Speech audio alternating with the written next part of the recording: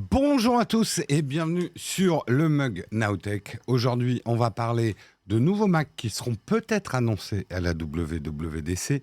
On parlera bien sûr de plein d'autres sujets tech. Nous sommes le vendredi 2 juin 2023 et on démarre tout de suite.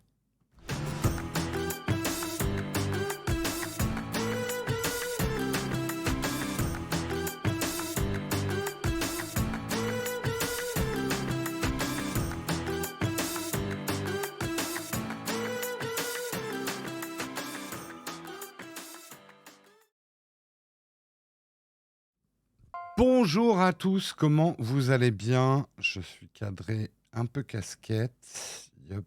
Non, je voulais pas faire ça. Yop. Je voulais relever un petit peu la caméra. Hop. Voilà. Ça va un petit peu mieux. Comment vous allez bien ce matin? Est-ce que vous avez la forme? Je suppose que certains d'entre vous, avec Diablo 4 qui est sorti cette nuit, n'ont pas beaucoup dormi. Moi, j'ai pas beaucoup dormi, mais j'ai même pas joué à Diablo 4. Fait chier, quand même. Est-ce qu'il y en a qui ont eu une petite nuit à cause de Diablo 4? Pour ceux qui ont la version Ultimate, c'était l'ouverture hier vers minuit, je crois. Il y a eu pas mal de problèmes de log, j'ai vu ce matin. Toi, c'est à cause de Zelda. Ah oui, il y en a encore qui sont sur Zelda. Hyrule, c'est le monde de Zelda. Je sais pas, j'ai pas la ref. Hein. Moi, je suis pas du tout Zelda, moi. Idem, pas à cause de Diablo. Hein, il n'y a pas de joueur de Diablo alors ce matin. Plutôt Zelda. Vous êtes plutôt Zelda. Hein. Hyrule, c'est le royaume de Zelda, d'accord. À cause des diables qui dorment chez toi. Oui, c'est une autre quête, c'est une autre aventure. T'as pas pris la version ulti, donc ça sera mardi pour toi. Ouais, un petit. Peut-être que je streamerai un peu de Diablo 4 ce soir si je suis pas trop crevé. On verra. On verra. Je garantis rien. J'ai vaguement vu qu'il faut que je mette mes drivers graphiques à jour.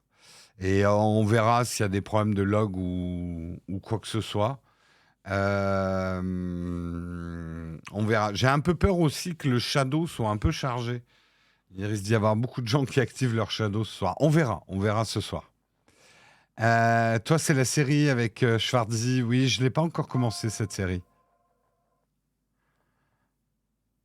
Toi, c'est une quête IRL de refonte du code PHP. Chacun sa quête. Chacun sa croix, comme disait l'autre. Merci en tout cas énormément, Loutre48, pour ton Prime 15e mois d'abonnement.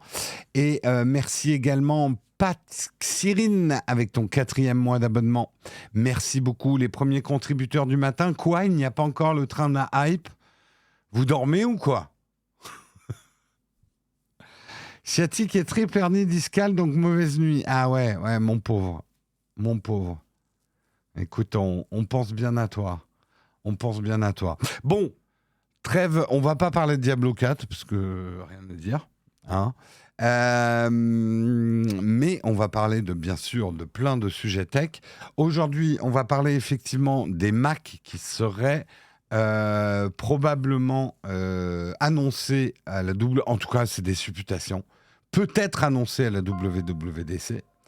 Nous parlerons également de... je vous en avais parlé il y a 2 jours. Mark Zuckerberg s'est pas fait attendre. Ils ont annoncé hier le Quest 3, donc on en sait un petit peu plus sur le casque de Meta, le Meta Quest 3, censé être un peu... Ils veulent couper l'herbe sous le pied d'Apple. Apple fait vraiment flipper sur cette histoire. On en reparlera. Nous parlerons également des influx voleurs. Et oui, les influx voleurs comme moi. Le gouvernement serre la vis contre les influenceurs. Une nouvelle loi a été votée. En tout cas, c'est les premiers textes. Je parlerai aussi peut-être d'autres choses qui sont à l'étude en ce moment, dont nous, on entend parler. Puisque, mine de rien, c'est quand même notre métier. Et oui, c'est un métier. Donc, on parlera un petit peu de ça. Nous parlerons ensuite de ce qui se passe en Russie avec une ruée sur les canons anti-drones.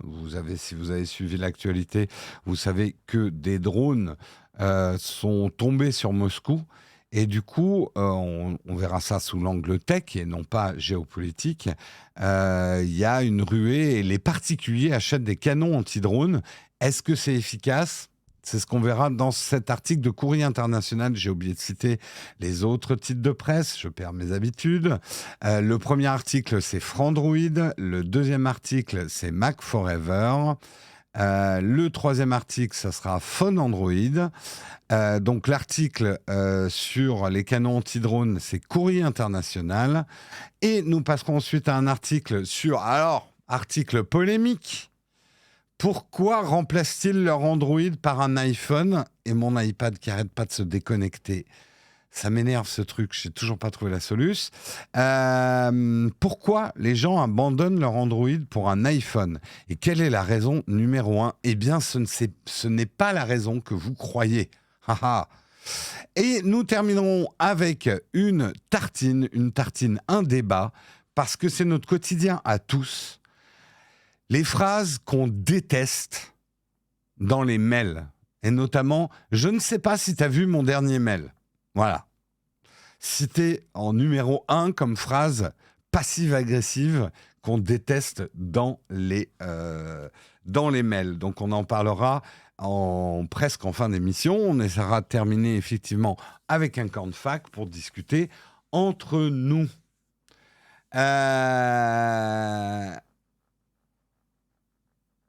Mais un amplificateur de signal HDMI, s'il utilise cette norme. De quoi vous parlez ? Je n'ai pas suivi les conversations. Bon, c'est des conversations entre vous. Moi, ce que je vous propose, c'est de lancer tout de suite le Kawa.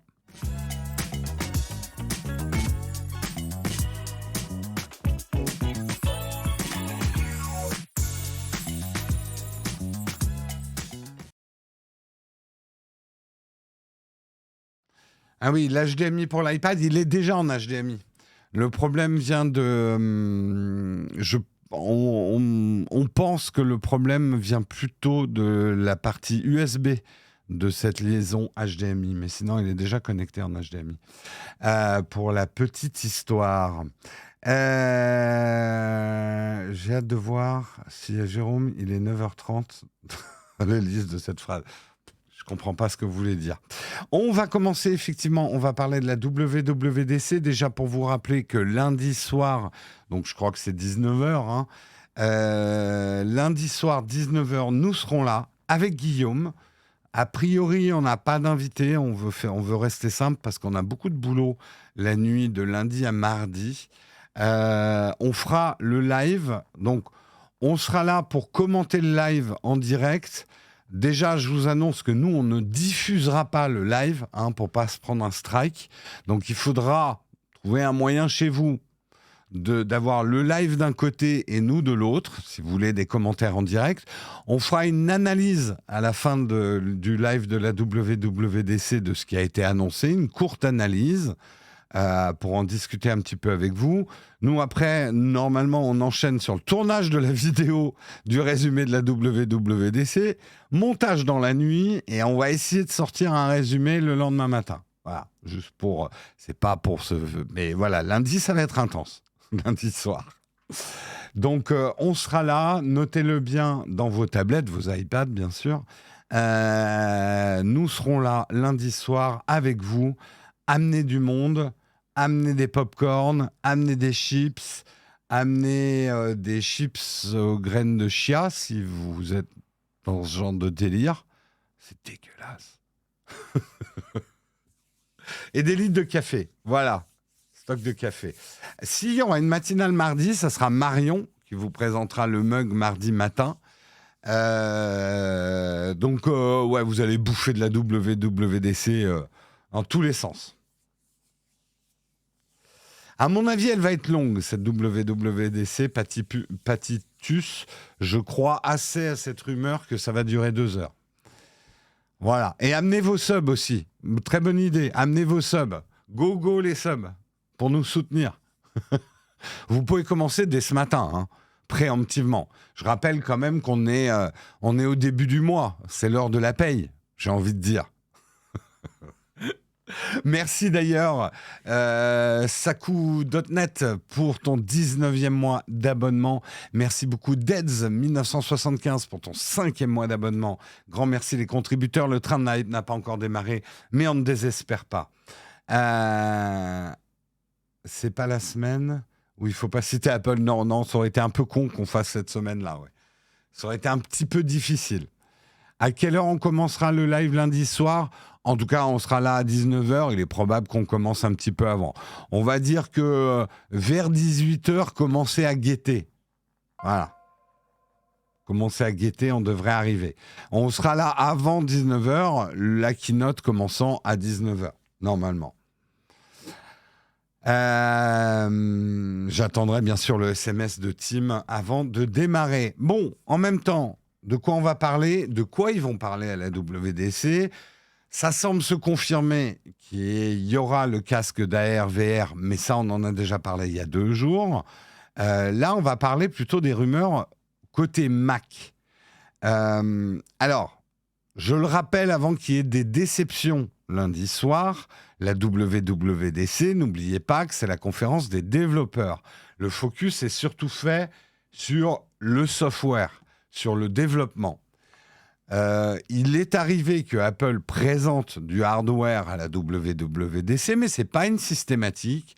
Et il parle souvent de hardware plutôt à destination des développeurs en disant, bah voilà, un nouvel OS sort, ou alors une nouvelle ligne de produits, dans le cas du casque AR, VR. Développez dessus, les gars, ce truc-là arrive en début d'année, et ce genre de choses, quoi. Enfin, en début d'année scolaire, on va dire. Enfin, là, au printemps, voilà, on va peut-être sortir notre visière au printemps. Vous avez tout l'été pour commencer à développer vos coussins péteurs en VR, en AR. Oui, ce sera beaucoup plus drôle, le coussin péteur en AR. Il ne manquera pas d'AR, le coussin péteur. Pardon. Si je rentrais dans l'article, ça serait peut-être un petit peu mieux. Donc, certains supputent qu'ils vont quand même annoncer des Mac, des nouveaux Mac, hein, pour pouvoir développer, voilà. Et, a priori, ils devraient, s'ils parlaient de Mac, je prends beaucoup de conditionnels et beaucoup de pincettes, parler d'un nouveau Mac Air qui serait beaucoup plus grand que ce que sont les Mac Air traditionnellement. Un Mac Air avec un écran de 15 pouces. C'est un projet dont on entend parler depuis hyper longtemps, hein, depuis 2008 chez Apple. Plus récemment, la certification de la machine est venue appuyer la théorie d'une présentation de la conférence en juin. Donc, il y aurait peut-être ça en hardware. Mais avant le hardware, je suis allé un petit peu vite. Ils vont probablement surtout annoncer un nouveau macOS, macOS 14, qui devrait avoir intégré des nouvelles fonctions d'iOS et d'iPadOS pour améliorer l'écosystème et la cohérence de l'écosystème, ainsi qu'une compatibilité avec le casque de réalité mixte. Donc probablement justement l'OS qui va driver un peu tout l'AR. Ce que suppute aussi l'article de Frandroid, est-ce qu'on verra le Dynamic Island, le fameux Dynamic Island, arriver sur les Mac ? Il y a des raisons de le croire, parce que c'est vrai qu'ils ont intégré l'encoche sur les Mac, alors que les Mac n'en ont pas besoin. Donc peut-être qu'ils en profiteront pour adapter le principe de Dynamic Island au Mac, à voir. Également, on sait que Stage Manager, ça a un peu fait... Stage Manager, honnêtement, moi je l'ai utilisé pour vous le montrer, mais en vrai, dans mon quotidien, je ne l'utilise pas du tout, Stage Manager. Donc, est-ce qu'ils vont revoir leur copie avec Stage Manager ? C'est marrant, j'utilise beaucoup plus la fonction, j'ai oublié le nom, mais qui me permet de passer le curseur de mon iPad à mon Mac. C'est pas Continuity, si, c'est Continuity, je crois. Ça, je l'utilise, c'est merveilleusement bien intégré. Mais Stage Manager, Bref, bof. Bof. Non, c'est pas Sidecar. Sidecar, ça te permet, je crois, hein. Sidecar, c'est ce qui te permet d'afficher ton Mac, ton iPad sur un Mac. C'est Universal Command. Merci, Kylian, t'as raison. Universal Control ou Command, ouais. Et ça, c'est... Mais là, pour le coup, vous voyez, on se fout de la gueule d'Apple quand ils disent qu'ils font des trucs magiques. Honnêtement, c'est magique de pouvoir passer son curseur de ton Mac sur ton iPad. Et je dis pas d'afficher ton iPad sur le Mac et que le curseur suive. Je te dis, là, tu as ton iPad ouvert, tu fais des trucs sur ton iPad. Tu as un Mac ouvert à côté, tu fais d'autres trucs sur un Mac. Donc, il y a 2 OS qui sont lancés simultanément. Et tu glisses ton curseur de l'un à l'autre. Je voulais un peu montrer dans la vidéo que j'ai fait sur Freeform. Et en plus, avec Freeform, ça prend vraiment tout son sens, ce genre de truc. C'est hyper bien fait. Quel bordel si même Jérôme s'y perd dans ses appellations de features. Ouais, il faut qu'ils arrêtent de baptiser le moindre truc. Ça, Apple, ils ont vraiment un problème, quoi. Vous savez, c'est comme ces restos un petit peu trop chics qui, au lieu d'appeler un hachis parmentier, ils vont te dire chiffonnade de bœuf de Kobe sur son lit de tubercules à la truffe de l'été, quoi. Ouais, ok, ouais. Juste pour te le vendre plus cher. Ça explique peut-être pourquoi Apple met des noms à tout ce qui servent. C'est pour nous vendre des trucs plus chers. On tient peut-être quelque chose. Tu peux le désinstaller, Freeform, sur Note. Faux, Freeform se désinstalle. Je sais, je l'ai désinstallé hier pour le réinstaller, parce que j'avais un bug.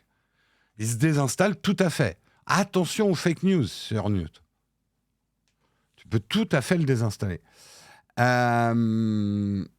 Comment ? Tu cliques dessus et tu fais désinstaller. Attends. Je vais te montrer si je l'ai quelque part, Freeform.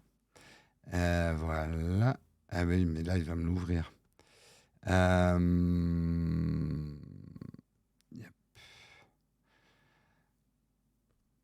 Mais je l'ai fait hier. Tu peux tout à fait le désinstaller, hein. Aucun problème pour le désinstaller.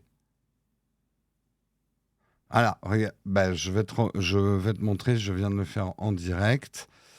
Alors, je vais dans mes apps. Yep. Tu vois, là, il y a Freeform.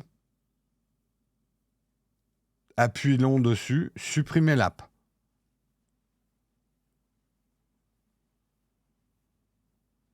Ah, sur Mac. Ah oui, j'ai jamais essayé. Tu peux pas la supprimer sur Mac. Étrange. Étrange. Je te crois sur parole. Bon, sinon tu reformates.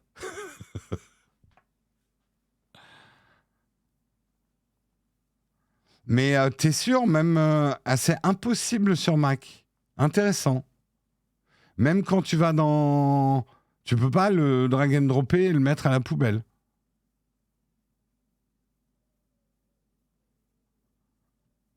Moi, ça m'étonnerait. Mais ok, j'essaierai. À quoi sert l'application Freeform ? Use Chromos. Va voir la vidéo. J'ai fait une vidéo sur Freeform qui s'appelle À quoi... oui, cette application gratuite d'Apple va vous exploser le cerveau. Voilà, Jess vient de te mettre le lien vers la vidéo. J'explique tout. Voilà, revenons à nos moutons. Revenons au hardware. Donc, on a dit au niveau du hardware, peut-être un MacBook Air. Moi, je trouve qu'un MacBook Air 15 pouces, est-ce qu'on est encore dans la philosophie du MacBook Air ? Je sais pas. Est-ce qu'un truc de 15 pouces est encore Air ? Je sais pas. Il doit y avoir de la demande, hein. Je pense que chez Apple, ils font quand même des études de marché. Mais est-ce que ça serait pas juste un MacBook, du coup? Ouais, le R, ça doit être léger, mais ça doit être aussi ultra portable. Et 15 pouces, déjà, il faut un certain type de sac pour transporter un 15 pouces, quoi. Donc, je sais pas. Je sais pas. À voir. À voir. Est-ce que ça serait pas justement, et comme le dit l'article, une machine grand public équipée d'une simple puce M2? Donc pas forcément un Mac Air. On verra bien. On verra bien, on verra bien. Ce dont on parle beaucoup aussi, ça serait une nouvelle version du Mac Studio. Mac Studio qui avait fait quand même un petit succès. On en avait parlé un petit peu, hein, nous, du Mac Studio. Nous, on ne l'utilise pas ici, mais on vous en avait parlé dans une vidéo. Le Mac Studio, on va dire que c'est une version un peu gonflée du Mac Mini, plus adaptée effectivement à ceux qui veulent un Mac sans avoir un écran, pas acheter un iMac en fait. Euh, donc le Mac Studio, c'est vrai que le Mac Studio, il est encore à la puce M1, donc on verrait probablement une version M2, M2 Pro, M2 Max, puisque l'Apple Mini, lui, est passé sur ces processeurs-là, donc c'est quand même pas mal attendu. Alors là, justement, dans tout ce que je vous dis, on pourrait s'étonner de dire, mais il va pas y avoir de M3. Alors là, c'est là où les rumeurs disent que Apple aurait quelques problèmes avec le M3. Ils sont pas encore tout à fait prêts. TSMC qui est en train de fabriquer. Je vous rappelle que le M3 va être gravé en 3 nanomètres. Donc, c'est vraiment une nouvelle techno. C'est un nouveau type de processeur. Et a priori, ils auraient un petit peu du mal en production. Ils l'ont, mais le produire à grande échelle. Donc, certains disent non, ils vont pas annoncer de Mac en M3, en tout cas en juin. Ils attendent probablement le printemps 2023, quoi. Donc, voilà. Il faut des tout petits doigts pour graver ça. Oula, encore plus que tu crois. Hein. Parce que 3 nanomètres, ça commence à être vachement, vachement petit. Hein. Mais genre, très, très, très, très, très, très, très, très petit. D'ailleurs, je crois qu'en physique, on commence à atteindre des limites physiques, des propriétés physiques des trucs, quoi. Ah non, non, c'est pas des doigts de hobbit.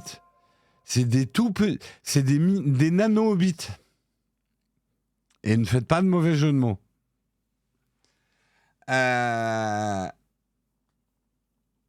Oui, printemps. Non, ouais, peut-être qu'ils annonceraient ça en septembre. Hein. Je dis bien printemps 2023.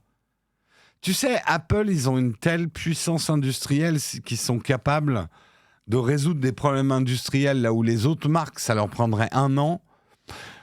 Je pense que quand Tim Cook, ou même en dessous de Tim Cook, prend son téléphone, un iPhone bien sûr, et appelle les usines à Taïwan en disant « Les gars, on va se sortir les doigts des fesses là », ça doit bouger assez vite. Oui, automne, pas printemps. Oh là là, et les 4 saisons. Oui, automne, je voulais dire automne, pardon. 2 nanomètres accessibles, IBM l'a fait, mais au-delà, ouais, on va perdre nos fils au-delà de 2 nanomètres. Eh Roger, t'as branché le... Ah, je sais pas, c'est trop petit là. Il n'y a plus de saison, exactement. Les 4 saisons, ça dépend comment on tourne la pizza. Exactement, aussi.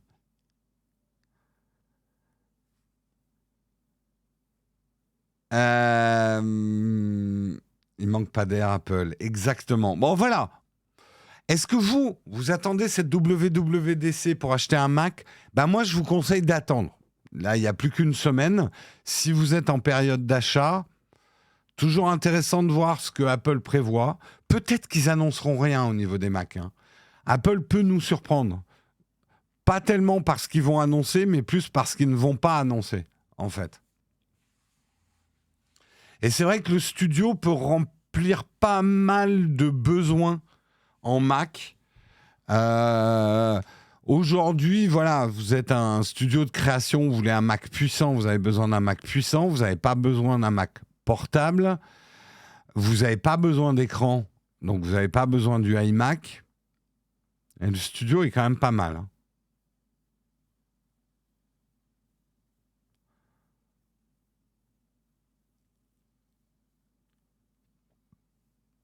Peut-être qu'ils annonceront rien, ils vont faire une Netflix party, ils vont se mettre... Ça serait drôle. Non, je pense que... Alors, tout dépend, entre guillemets, le poids de l'annonce des lunettes AR/VR. Parce que c'est pas juste annoncer des lunettes qui est important. C'est l'écosystème et la feuille de route de cette AR/VR. C'est une vente difficile, c'est ce que je disais dans ma vidéo là-dessus. Comment Apple va vendre un truc à 3 000 €? Va falloir qu'ils argumentent. Un peu plus que Meta. Tim Cook va pas s'en sortir en disant « Ouais, le futur, c'est des métavers, achetez tout de suite notre visière à 3 000 €. » quoi. Donc, ça risque de prendre du temps d'expliquer tout ça. Apple se fait pas d'illusions. Ils savent très bien que leur première version de visière à 3 000 €, ils vont pas en vendre beaucoup. Mais c'est pas grave. C'est un produit censé annoncer une nouvelle ère pour Apple.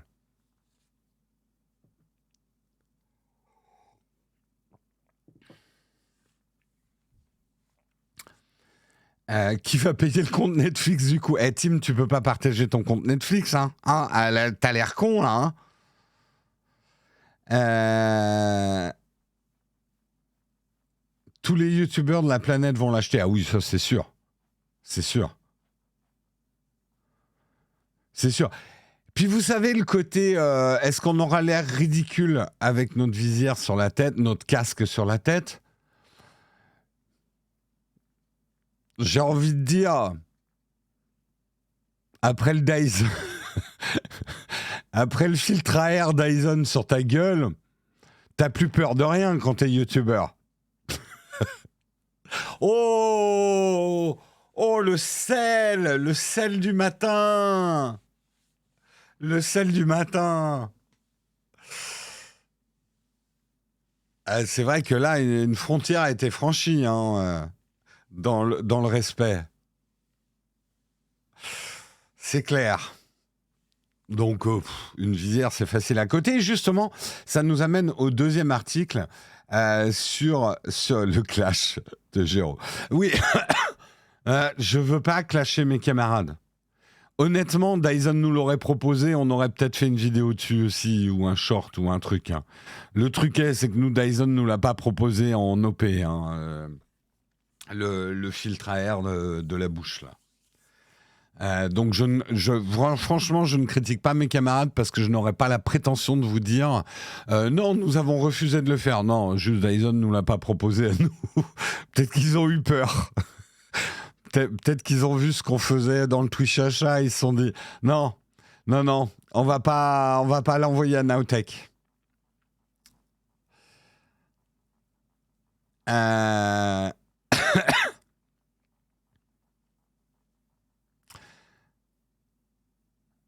Donc là, on va parler du Quest 3, puisque je vous l'annonçais il y a 2 jours.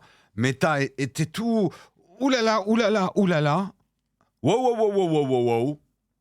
Apple va arriver avec son casque d'AR/VR. Ça va faire comme l'iPhone sur les smartphones à l'époque. Il faut qu'on soit prêt. Donc, Marc, il a gueulé un peu dans les couloirs de chez Meta. Les gars, il nous faut quelque chose. Et du coup, hier, ils ont annoncé le MetaQuest 3. Comme je vous le disais il y a 2 jours, manifestement, ce que veut faire Meta, c'est proposer un certain nombre de technologies que probablement Apple va présenter dans son casque à 3 000 €. Mais eux, ils veulent plutôt proposer un truc dans un prix beaucoup plus accessible au grand public. Donc, probablement qu'il aura des performances moindres que celles d'Apple. Mais voilà, profiter un petit peu de la traîne de l'annonce d'Apple, en fait. Ouais, ça serait dans les 500-600 €, ce genre de truc. Et du coup, bah, on le voit, hein, il y aura 3 capteurs devant, bien visibles. Donc là, l'idée, c'est de dire, bon, c'est pas une visière ouverte, vous verrez pas les yeux des gens, mais c'est visiblement un casque qui est beaucoup plus fait pour l'AR que la VR, en tout cas qui est prêt pour l'AR, c'est-à-dire mélanger des objets virtuels avec l'environnement que vous voyez. Ça sera des caméras couleur, alors que le Quest 2 actuellement, il est en noir et blanc. Ça sera des caméras qui ont une meilleure définition. Donc, il semble vraiment le préparer pour l'AR. Ce qu'on note aussi, c'est que les manettes de contrôle, elles n'auront pas l'arceau autour du Quest 3, donc des manettes plus sobres. Et ce qui se dit dans les couloirs aussi, c'est que Meta aurait travaillé sur une interface où on n'ait plus besoin des manettes. Il est fort probable que Apple, que son casque d'AR VR ne fonctionne qu'avec les mains. Et qu'Apple propose quand même des accessoires, mais spécifiques à certains travaux ou jeux vidéo. On n'en sait rien, on verra. Meta n'est pas encore peut-être à une maîtrise technologique de l'interface des mains. Donc, ils vont quand même proposer avec des manettes. On va voir. Ça va être intéressant. Est-ce que Meta va réussir son coup d'être dans la traîne? Et je dis pas la traîne, genre être à la traîne, mais profiter de la traîne des effets d'annonce d'Apple pour arriver à glisser un casque d'AR VR plus attractif en termes de prix. On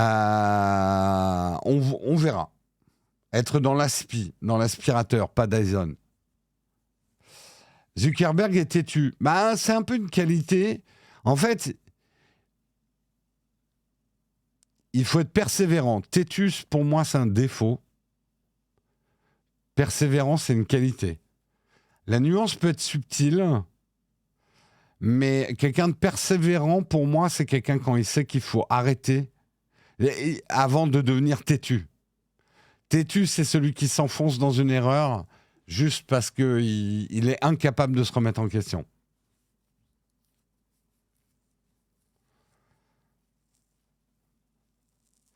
Il n'y a que la mère d'un têtu pour dire qu'il est persévérant. Ouais.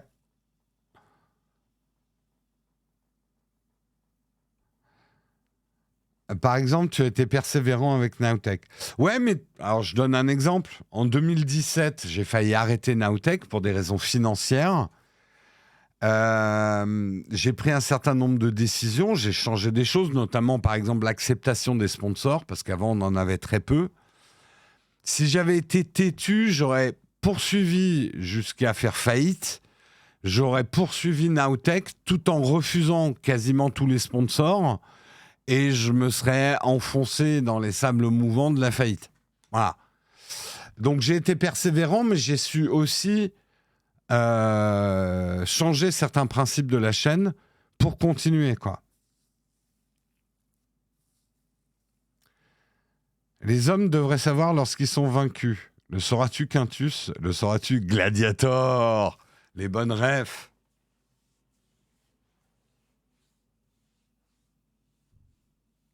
Alors, Microsoft HoloLens, c'est souvent ce qu'on me dit, ouais, Microsoft, ils étaient là avant. Microsoft, très vite, a orienté l'HoloLens pour le monde de l'industrie. L'HoloLens continue son développement. Il est utilisé par des industriels, mais c'est absolument pas une démarche grand public de la part de Microsoft. Voilà.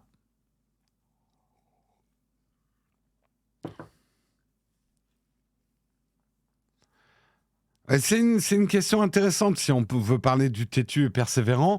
J'estime que j'ai été têtu pendant 1 an et demi de trop avec No Watch. J'ai été persévérant au début, parce que c'était dur. Et je pense que j'ai été trop têtu. Je me suis arrêté 1 an et demi trop tard. J'aurais dû m'arrêter à peu près 1 an et demi avant. Donc ouais, là j'ai été têtu. Trop têtu. Ce qui a fait que d'ailleurs j'ai perdu tout mon argent. Voilà.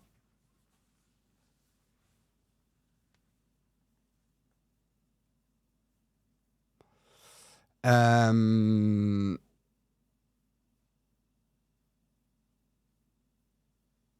Quel film en orchestral? Ah, ça parle de Gladiator, là. Aïe, aïe, aïe, c'est parti sur Gladiator. Bref, bah, c'est tout ce qu'il y a à dire. Alors si, ça, ouais, bien méta. C'est comme ça que ça doit progresser. Regardez le Quest 2, la taille du Quest 2 et la taille du Quest 3.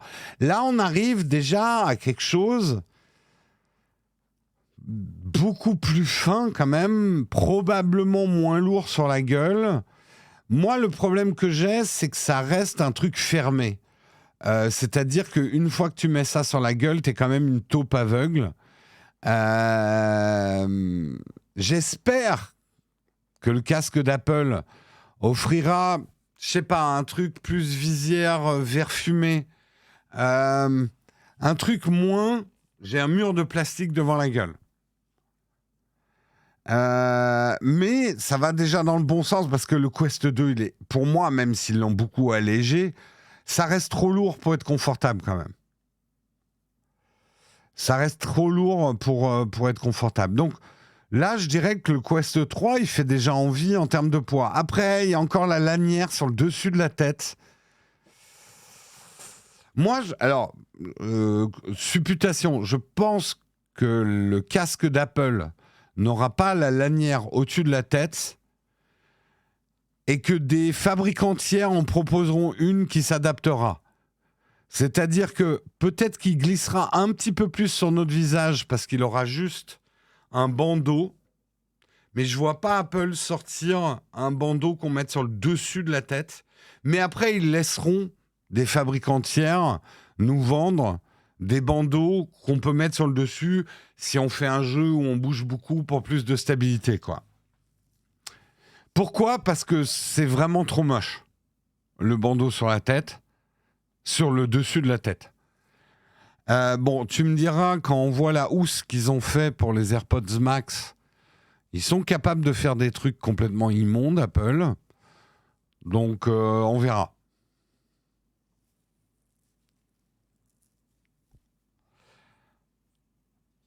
La lanière à $500, bien sûr, oui, probable. Peut-être que Apple même vendra sa propre lanière pour le dessus de la tête, on verra. Un petit slip de transport pour le casque, ouais, ça ils me font un peu peur avec les trucs de transport. Des lanières Hermès, la classe. La classe, la classe. Donc, 570 €, disponible cet automne. Le Quest 3, rapide sondage. Est-ce que vous êtes intéressé par le Quest 3 ? Nouveau sondage, Quest 3.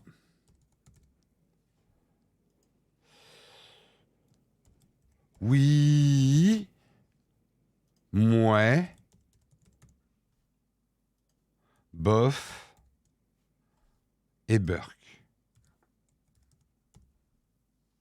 Voilà. Hop, 3 minutes, je commence le sondage. Merde. J'ai pas écrit 3. Je parle du Quest 3. Merde, j'ai fait supprimer le sondage. Attendez. Nouveau sondage. On recommence. Putain, ça va pas bien ce matin. Quest 3. Ok. Oui. Mouais. Bof. Et Burk. Ok, voilà. Je refais le sondage.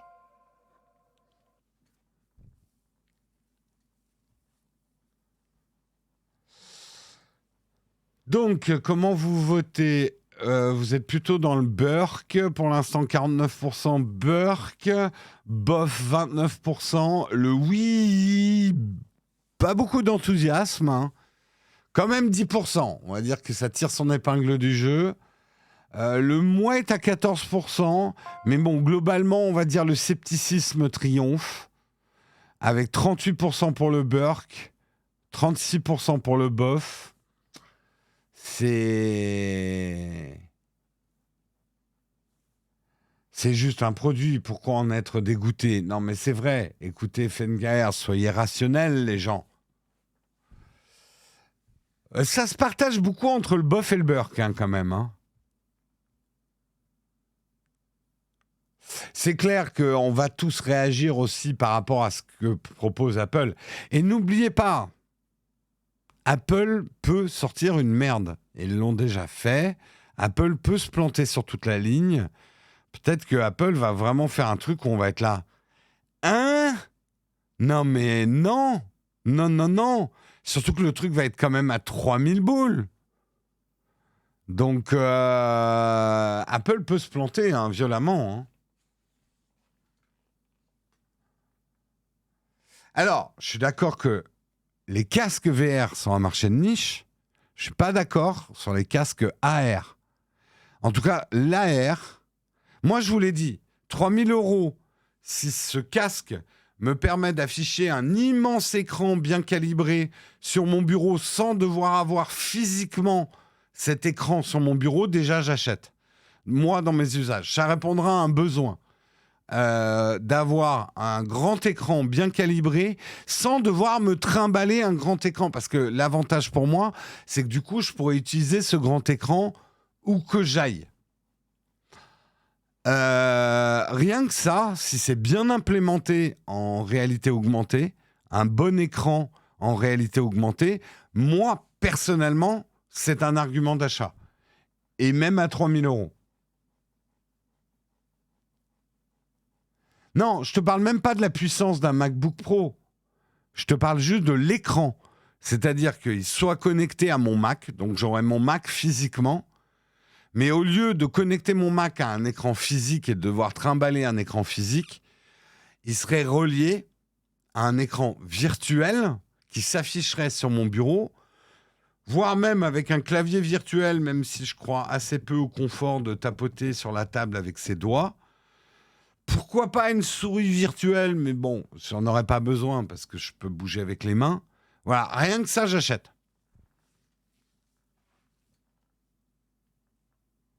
Oui, après, il faudra que ça soit confortable.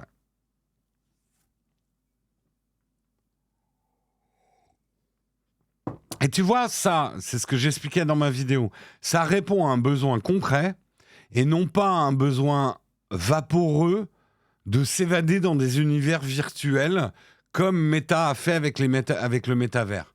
Le métavers ne répond pas à un besoin. Il a essayé de créer une demande. Et pour l'instant, les gens, l'intérêt du métavers...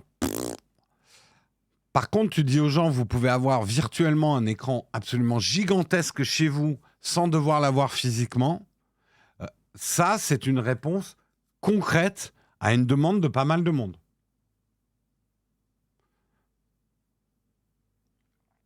Et moi, c'est vraiment ma théorie, c'est qu'Apple va arriver avec quelque chose d'hyper réel et concret. Ils vont pas du tout dire, on a sorti un casque pour que vous alliez jouer avec les lapins crétins dans un champ de fleurs multicolores dans des univers virtuels. Non, ils vont vous dire, ça va booster votre productivité. Au lieu d'acheter des grands écrans calibrés qui coûtent hyper cher, merci Apple, et de devoir vous les trimballer physiquement si vous travaillez à plusieurs endroits, télétravail, machin et tout, là, avec ce casque, vous allez pouvoir remplacer des écrans. Avec ce casque, vous allez... Et rien que cette proposition-là est une proposition qui peut intéresser un certain nombre de gens, en tout cas en B2B, en business. Mais même au niveau du grand public, regarde, aujourd'hui, chez les gamers, moi, je rêve d'avoir un grand écran panoramique, là, les Odyssey de Samsung ou les autres, mais je ne peux pas mettre ça chez moi. Je n'ai pas la place. Enfin, je peux plus, même, on va dire, en déco intérieure. C'est horriblement moche, hein, désolé, ce genre de truc. À une époque, j'aurais pu, mais pas là.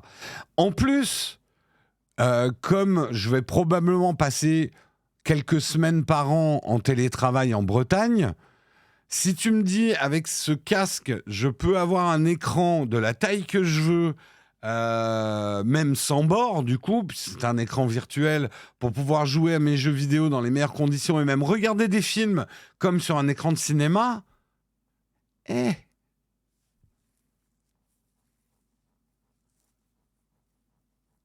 ça me fait baver, mais comment tu fais ton montage ? Ça sera relié à ton Mac, la Jouve.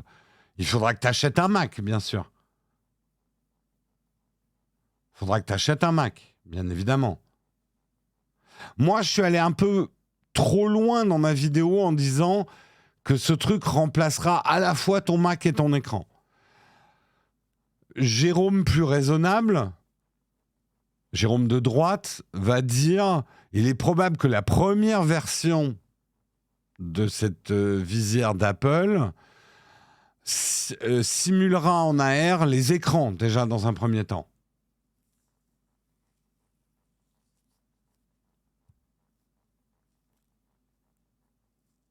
Ça enlève tout de même l'interaction physique avec l'entourage. C'est pas dit, Yves Castel. C'est là où j'attends Apple au tournant. C'est-à-dire que l'AR ne te séparera pas du monde déjà, parce que toi, tu vas voir tes collègues. Même si tu as ça sur la gueule, comme c'est juste un écran qui va être surimprimé à ta réalité, tu verras tes collègues autour de toi. Reste à savoir comment Apple va faire quelque chose. Alors, soit on aura un espèce... C'est un peu comme si tu portais des lunettes de soleil au bureau. Ça te coupera un peu de tes collègues, mais ça te coupera pas autant de tes collègues que si tu avais une visière fermée en plastique devant les yeux. Donc là, c'est vraiment du design, c'est vraiment de l'ergonomie. C'est même la perception, la différence de perception entre quelqu'un qui a des lunettes de soleil sur la gueule et quelqu'un qui a une visière en plastique fermée sur la gueule. Quelqu'un qui a une visière plastique fermée sur la gueule, c'est quelqu'un d'aveugle. Quelqu'un qui a des lunettes de soleil sur la gueule, sauf exception, c'est pas quelqu'un qui se coupe du monde. Voilà.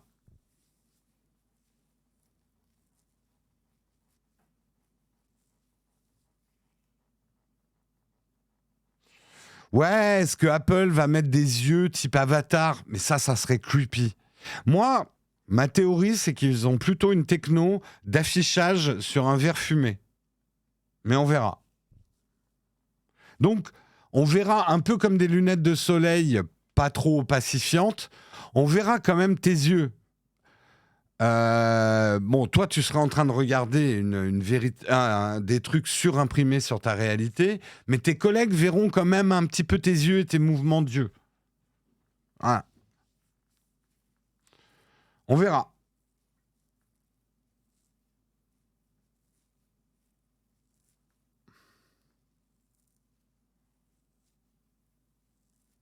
Tu penses qu'il va y avoir un casque AirPod Max avec? Non, tu sais, Apple, ils aiment pas tout mélanger. Alors, est-ce qu'il y aura une compatibilité avec l'AirPod Max pour une immersion complète? On verra. Et ça devrait arriver quand? Non, mais les gens, je travaille pas chez Apple. Tim Cook ne m'invite pas au barbecue. Je n'en sais aussi peu que vous, en fait. Je ne me base que sur des rumeurs et des supputations. Donc, je sais absolument pas ce que... Je suis même pas sûr qu'Apple va présenter ça lundi. Hein. Ah, c'est clair qu'ils doivent se marrer chez Apple.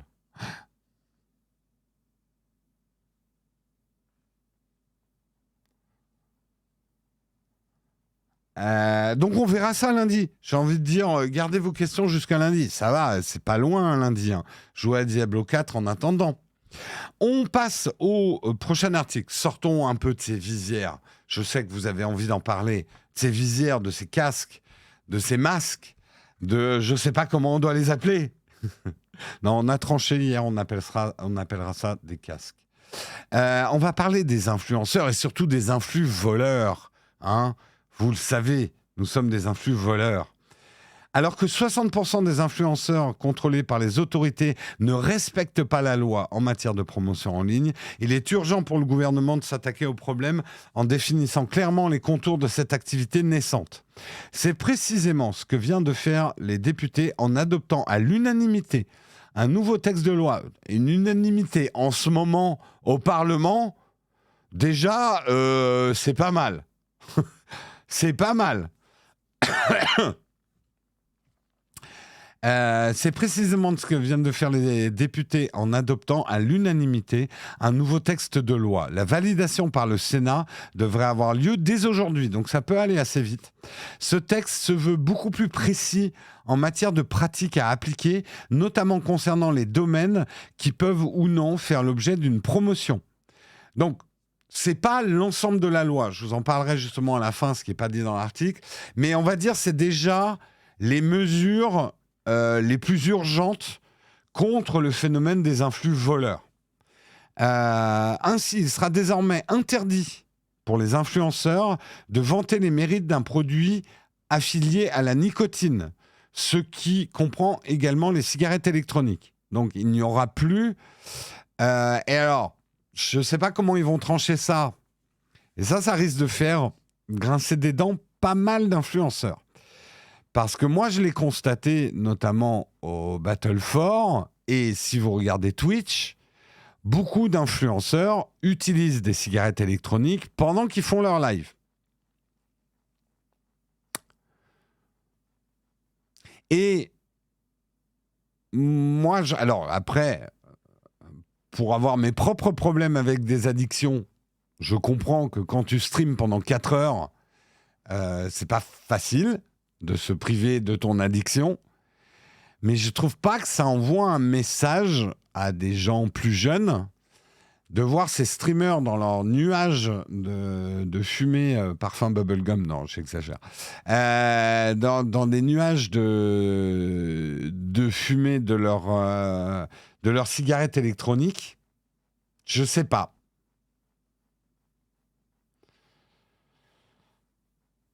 Je sais pas. Non, alors interdire complètement à l'image, non, mais par contre, tu devras peut-être mettre une mention contenu pour adultes si tu veux continuer à utiliser ta cigarette électronique pendant ton live, quoi. Ouais, à voir. Bon, en tout cas, directement, on n'aura plus le droit de faire, et ça c'est très bien, la promotion de n'importe quel produit, même des chewing-gums à la nicotine, niet. Tout ce qui est à la nicotine, non. Cigarettes électroniques, non. Et pareil, les boissons alcoolisées. Là aussi, il va se poser le problème. Boire une bière pendant que tu fais ton live ou ta vidéo YouTube, est-ce qu'il faudra mettre une mention l'abus d'alcool? Ça reste des choses à trancher. Mais là, déjà, pour être précis sur la loi, on n'aura plus le droit de faire la promotion directe d'un produit à base d'alcool. Après, le fait qu'on s'affiche avec une bière, c'est presque un autre débat. Ils vont tous devenir VTubers. Ouais, non, mais bonne analyse, Xinili, ouais. Oui, mais la loi E20 n'est pas adaptée à ces nouveaux médias, justement.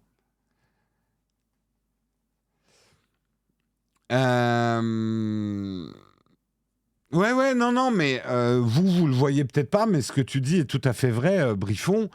Et moi, ça m'arrive, je vois effectivement des promotions de produits CBD sur des chaînes de gaming. Sur YouTube, il y a, entre guillemets, des gens qui testent des cigarettes électroniques. Il n'y aura plus le droit de le faire, en fait. Ouais, et en France, ça a toujours été un débat complexe, hein, l'alcool. Parce que le vin, c'est de l'alcool. Donc, ça veut dire que si je veux lancer une émission d'œnologie ou des vidéos sur l'œnologie, j'ai plus le droit. Alors, en tout cas, j'ai plus le droit de faire la promotion. Là, pour aller plus loin, j'ai envie de dire, il y a une question qui se posera. Où sont les limites de la promotion? Pour moi, la limite, elle est très claire. À partir du moment où tu es payé pour montrer, utiliser quelque chose, tu es dans une opération. Mais si je vous montre, je sais pas, voilà, je vous montre un produit avec une marque dessus, je ne suis pas payé par cette marque pour vous le montrer, je ne suis pas dans une opération promotionnelle. Voilà. Ça, c'est une confusion que vous faites souvent en disant « Ah, vidéo sponsor, machin ». Non, tant qu'on n'est pas payé, c'est pas une vidéo sponsor.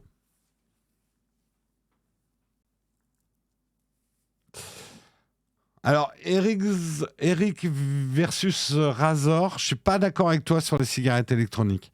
Qu'il y ait de la nicotine ou pas dedans, le problème, c'est que même les produits de cigarettes électroniques sans nicotine peuvent donner une forme d'addiction à un geste qui peut amener rapidement quand même à la nicotine. C'est là où il y a un danger pour les gens plus jeunes.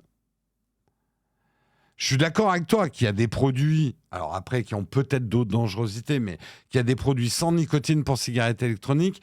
Mais il ne faut pas oublier que la cigarette électronique, marketingement, se base sur un remplacement de l'addiction au geste de la cigarette. Au geste, à la magie de la fumée qui sort par la bouche. Enfin, allez lire ce que des psys ont écrit sur pourquoi la cigarette est une des principales addictions. C'est qu'il y a plusieurs formes d'addiction à la cigarette combinées. Il y a le produit, il y a le geste, il y a avoir du feu dans la main, il y a pouvoir faire de la fumée avec la bouche. Ça, c'est des trucs qui titillent des trucs dans notre cerveau. Ouais.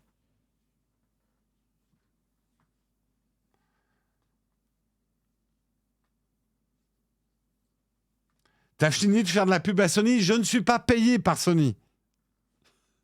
Donc j'ai le droit. C'est pas de la pub si je suis pas payé. C'est juste de la connerie de ma part de leur faire de la pub gratos.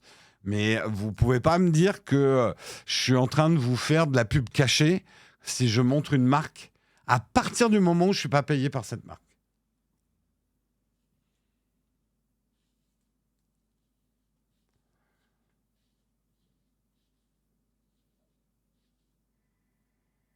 Non, non, non, non, non, non. Oli, t'es un filou, toi.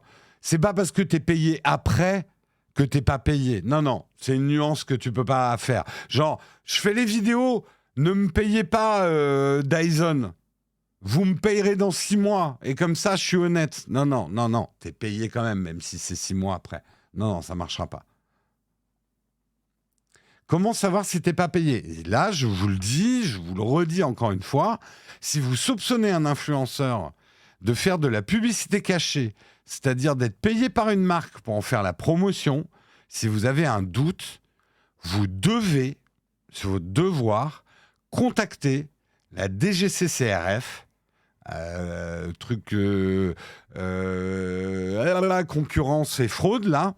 Ils ont un site pour ça et eux sont habilités à contrôler les comptes financiers de l'influenceur pour voir s'il y a eu transaction ou pas. Vous n'avez pas le droit de faire l'enquête parce que là, vous rentrez dans la vie privée de l'influenceur. Vous n'avez pas le droit de lui demander des comptes. Enfin, vous n'êtes pas habilité à ça. Par contre, vous êtes tout à fait habilité si vous sentez un truc chelou que l'influenceur est en train de vous dire « Non, mais je ne suis pas payé. Je ne suis pas payé du tout. » Pour vous dire à quel point Northshield est absolument incroyable. Et vous dites, il nous bassine quand même tous les jours avec ça. Il roule en Porsche, le mec. Bah, vous le dites. Vous le dites, vous le dites. Et c'est pas une incitation à la délation. Il faut bien comprendre une chose qui est importante, très importante. Au-delà d'une question de confiance entre les influenceurs et les visionneurs, la pub cachée casse la concurrence. C'est de la concurrence déloyale des marques entre elles. Et casser la concurrence, vous pétez le marché en fait. Vous mettez en péril des emplois. Vous mettez en péril des systèmes économiques. Et je ne suis pas en train de vous dire vous luttez contre le capitalisme parce que ça, vous avez envie. C'est pas ça. Au contraire, vous favorisez ce que moi j'appelle des escroqueries. J'hésite pas à dire le mot. C'est-à-dire ne pas jouer le jeu de la concurrence, en fait.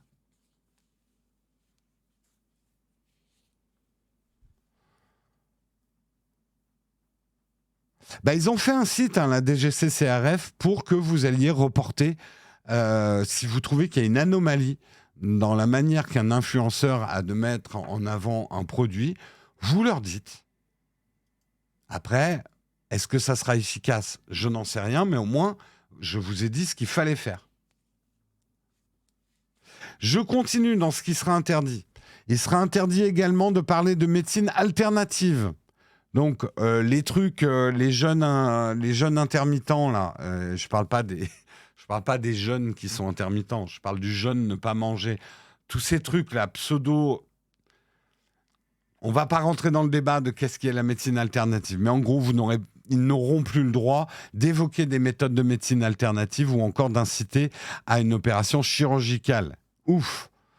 Enfin, les promotions pour les crypto-monnaies et autres NFT devront être effectuées par des entreprises enregistrées en tant que PSAN, prestataires de services sur actifs numériques. Dernier point, il sera interdit de se filmer à côté d'animaux protégés. Donc, le petit selfie avec un tigre, non.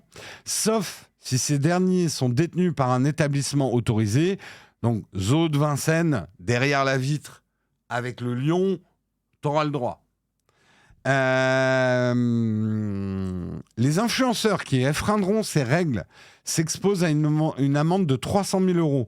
Et je peux vous le dire, même pour un gros influenceur qui gagne très bien sa vie, on va dire les 15 influenceurs en France qui arrivent à faire plus d'1 million de chiffre d'affaires, 300 000, ça fait mal. Donc, c'est pas de la petite amende. Et jusqu'à 2 ans de prison. Voilà. Les influx-voleurs existeront toujours, mais ils sauront que la loi est là pour les punir, a déclaré Arthur Delport. Et je crois que déjà hier, il y a 2 influenceurs qui ont dû déjà commencer à afficher un message de la DGCCRF sur leur Instagram. Je crois qu'ils commencent déjà à appliquer des trucs.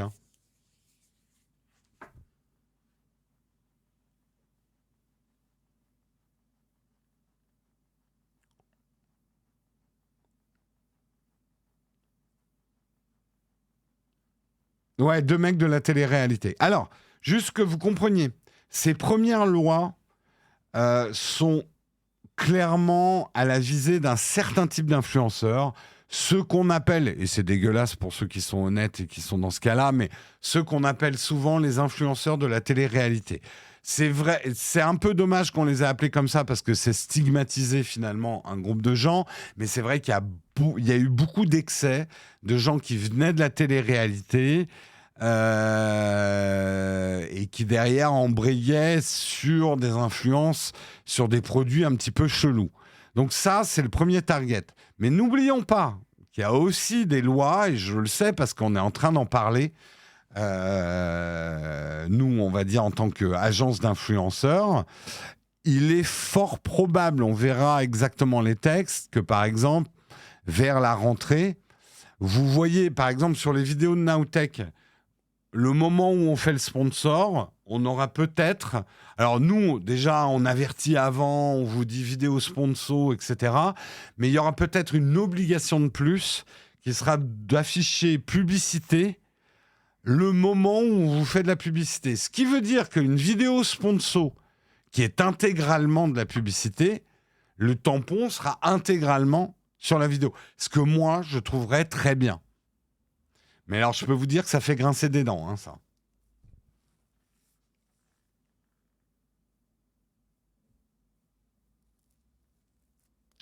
Moi, je trouve ça très bien, même si je vous le dis, ça va nous casser les genoux au niveau financier. Il faut que vous compreniez une chose.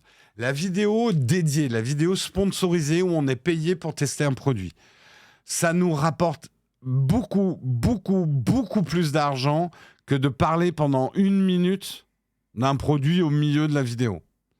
Ce qui veut dire que dans l'absolu, les vidéos sponsors nous évitent de devoir mettre plein de placements dans nos vidéos. Parce que ça va peut-être être ça qui va se passer. Vu que les vidéos sponsorisées à 100% vont être moins demandées, du coup, les influenceurs, pour maintenir leur niveau économique, risquent de commencer à mettre, non pas 1 placement dans leur vidéo, mais 2 placements dans leur vidéo.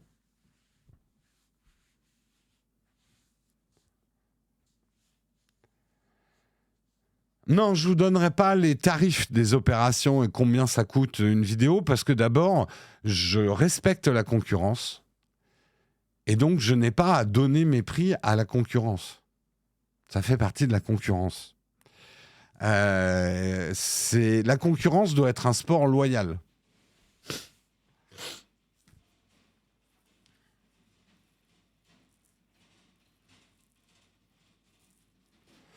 S'il y a trop de placements, trop de pubs, ça va boycotter. Alors en vrai, sur Newt, et je vous le dis, les choses telles qu'elles sont.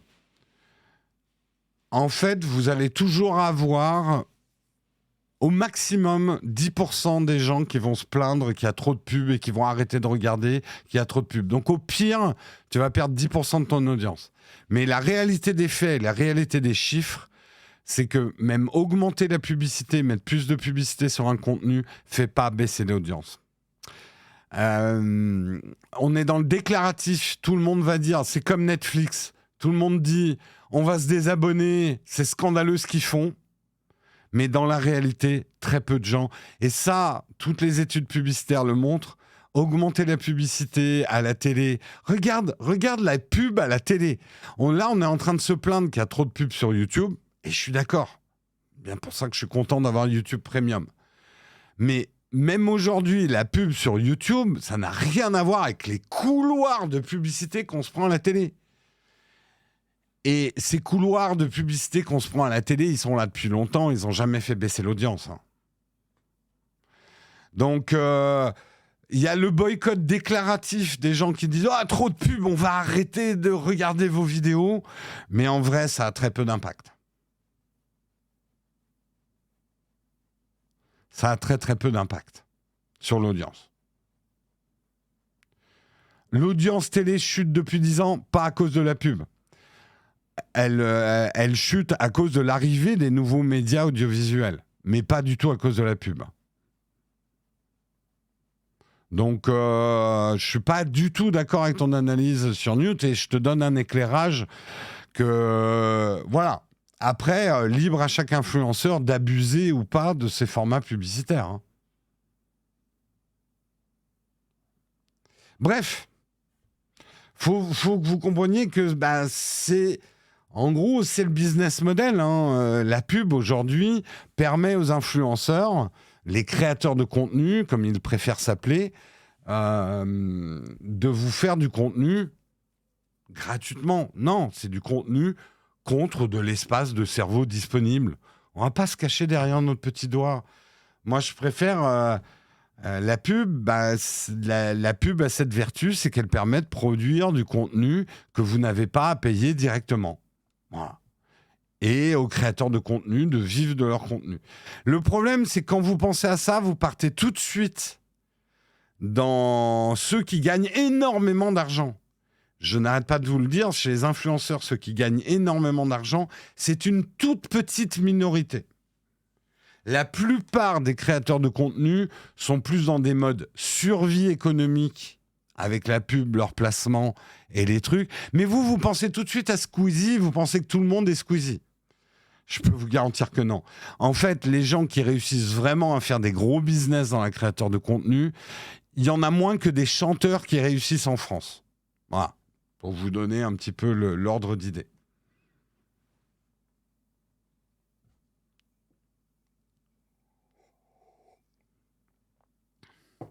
Je suis très en retard, mais on est vendredi.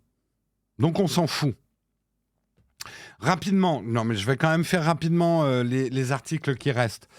C'est un article très intéressant de Courrier International. Vous avez probablement suivi l'actualité des drones qui sont tombés sur Moscou.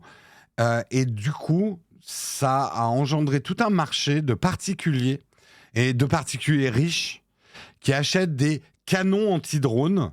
Alors, ça va être souvent... parce que des canons anti-drones, d'après l'article, ça vaut quand même assez cher. Les premiers prix sont à 1 500 € et ça peut monter à beaucoup plus cher. Donc, vous allez avoir des hôtels de luxe qui vont en acheter pour protéger leurs clients et des particuliers qui, selon leurs moyens, vont s'acheter des canons anti-drones. Alors, un canon anti-drone n'a rien d'un canon. Un canon anti-drone, c'est pas un truc qui balance. Au pire, ça peut balancer un filet, mais je crois même pas que cette techno existe encore. Mais c'est pas un truc où tu tires sur le drone et tu l'abats. Le principe d'un canon anti-drone, c'est de brouiller le guidage du drone pour qu'il tombe ailleurs. Et ce que nous dit l'article de très intéressant, c'est que ça ne sert absolument à rien.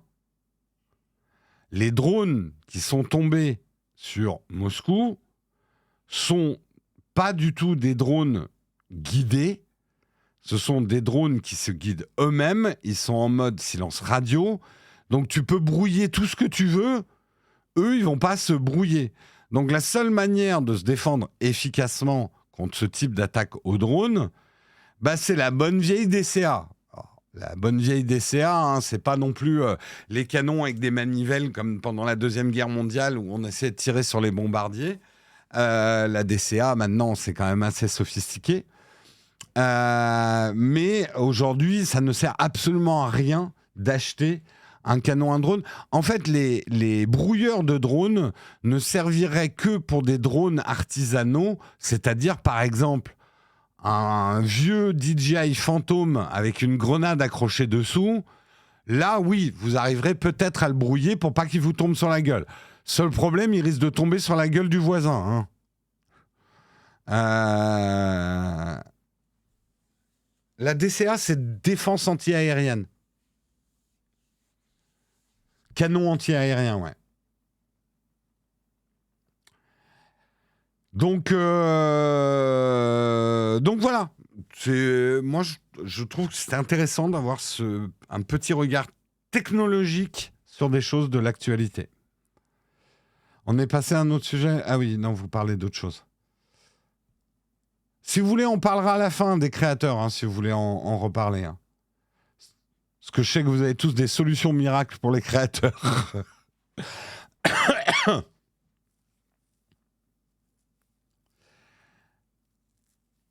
Défense contre avion, c'est ça l'abréviation. C'est ça le truc exact. DCA, défense contre avion.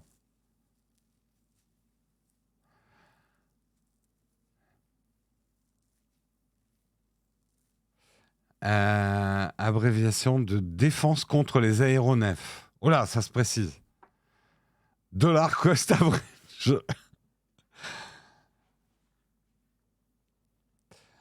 J'ai pas de jeu de mots. Allez, on continue. Je ne veux pas perdre de temps à le chercher. Le petit article polémique, là, juste pour terminer quand même. Pourquoi remplacent-ils leurs Android par un iPhone ? La raison numéro 1 des switchers, que vous le vouliez ou non, quel que soit votre militantisme anti-Apple, moi je vous parle de faits. Il y a plus en plus de switchers à l'international, de plus en plus de gens qui abandonnent Android. Oui, Apple est en train de grossir ses parts de marché. C'est des chiffres, les gens. C'est pas une opinion, c'est des faits. Et c'est pas que le marché américain. C'est ce que nous dit l'article. Là, ce à quoi s'intéresse l'article, et c'est intéressant, c'est les raisons de ce switch. Donc, CIRP, qui a fait l'étude, a interrogé les utilisateurs d'iPhone américains, mais vous verrez qu'après, il parle de l'international. Les utilisateurs d'iPhone américains ayant découvert que les anciens smartphones de 15% des répondants étaient des appareils sous Android. Mais pourquoi les gens remplacent-ils leur appareil sous Android par des iPhones ? Dans une nouvelle étude américaine, CIRP essaye d'apporter une réponse à cette question.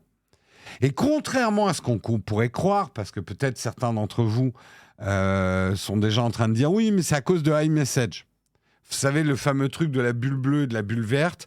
On le sait, aux États-Unis, ça a énormément d'importance sociale et que c'est presque un signe, entre guillemets, de pauvreté d'avoir des bulles vertes.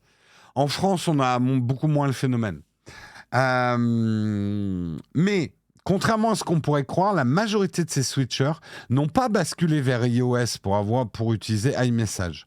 Selon ce sondage de CIRP, les utilisateurs, parmi les raisons qui ont fait qu'ils ont acheté un iPhone au lieu de remplacer un Android par un Android, c'est parce qu'ils ont 53% ont évoqué des problèmes avec leur ancien smartphone, des problèmes de fonctionnement. Donc, ça serait plus la fiabilité des iPhones qui aurait fait switcher des gens. Et ça,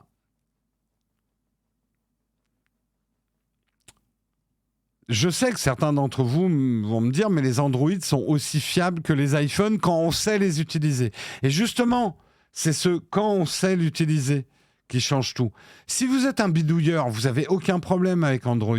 Si vous savez un minimum ce que vous faites et que vous avez un minimum de connaissances informatiques mobiles, vous avez complètement la fiabilité d'un iPhone avec un Android.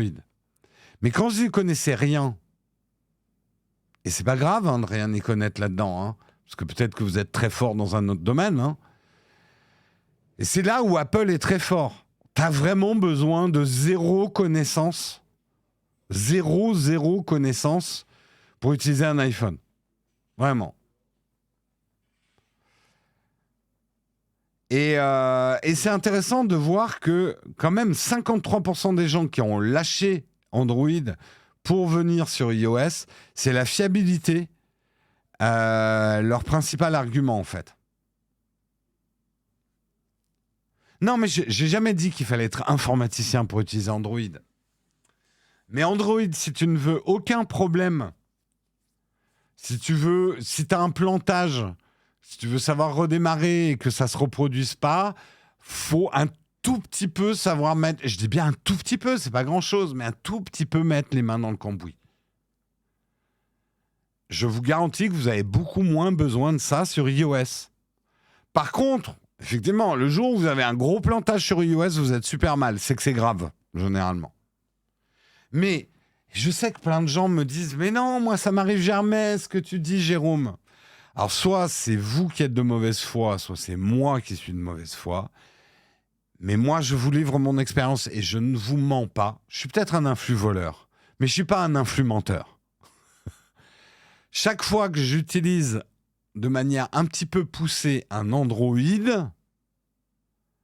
peut-être un peu moins avec les Pixels et encore, un peu moins avec les Samsung et encore, bah j'ai un plantage au bout d'un moment, ou j'ai un truc qui fonctionne pas bien, ou j'ai un truc je comprends pas ce qu'il est en train de faire, ou je l'allume et il s'allume pas comme la dernière fois que je l'ai allumé. Voilà, je vous livre mon expérience. Vous pouvez me traiter de menteur si vous voulez, mais ce n'est pas quelque chose qui m'arrive sur iOS du tout. Je ne parle pas d'un plantage de la mort avec ton Android. Je parle du petit truc qui fait que je prends une photo, l'appli photo plante. Voilà. Ça, c'est un grand classique que j'ai sur Android. Je prends une photo. Alors, la photo est prise. Ça va, donc j'ai pas perdu la photo. Mais l'appli photo, elle est plantée. Il faut que je la réouvre. Je vous parle pas je vous parle de petites anomalies comme ça, en fait. Ou alors j'ai une appli qui se lance pas, je sais pas bien pourquoi, je suis obligé de redémarrer mon Android.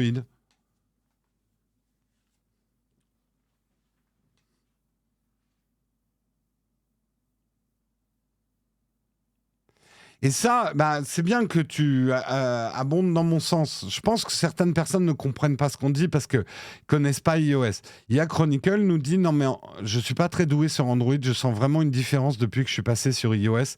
C'est bien plus simple pour configurer et tout. » C'est clair.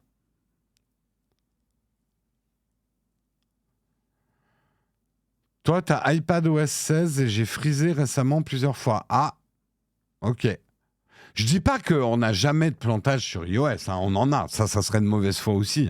Mais proportionnellement, beaucoup moins. Hein.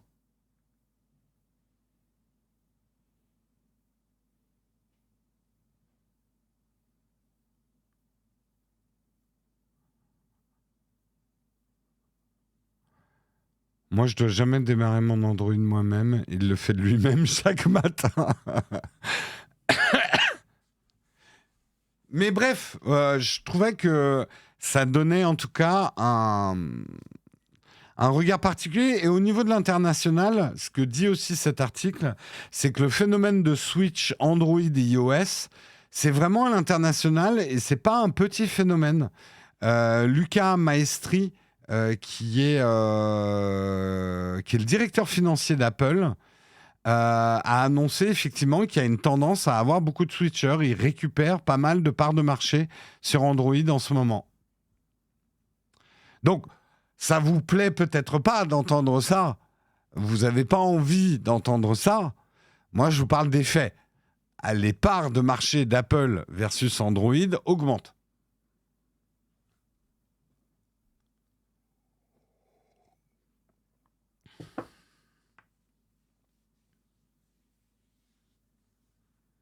Je comprends parfaitement ce que tu dis. Je suis passé d'Android à Apple car j'avais des problèmes sur des applications, Samsung et OnePlus en particulier, ouais.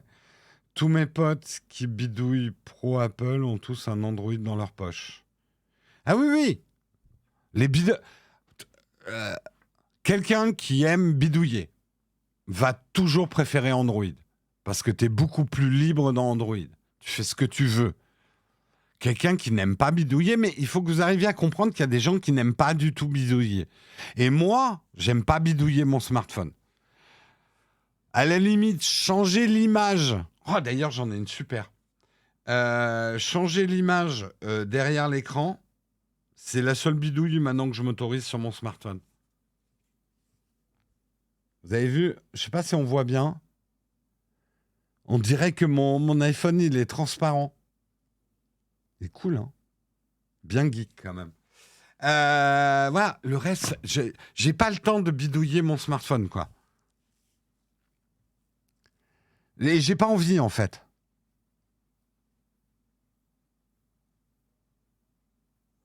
Et je vous l'annonce, les gens qui aiment bidouiller, qui aiment installer des ROM, ou... après, tu as différents crantages dans la bidouille, hein.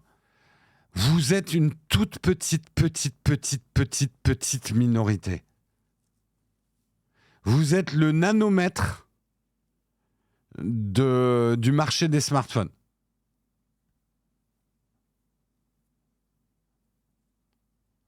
C'est l'âge, pas du tout, François Michel. Tu voulais me faire un petit tacle, c'est raté. Parce que si tu vois la pyramide des âges des acheteurs d'iPhone, au contraire, les plus jeunes préfèrent l'iPhone. Après, peut-être pour d'autres questions, hein, de prestige de la marque et tout. Mais non, l'iPhone n'est pas le smartphone des vieux et Android le smartphone des jeunes, hein.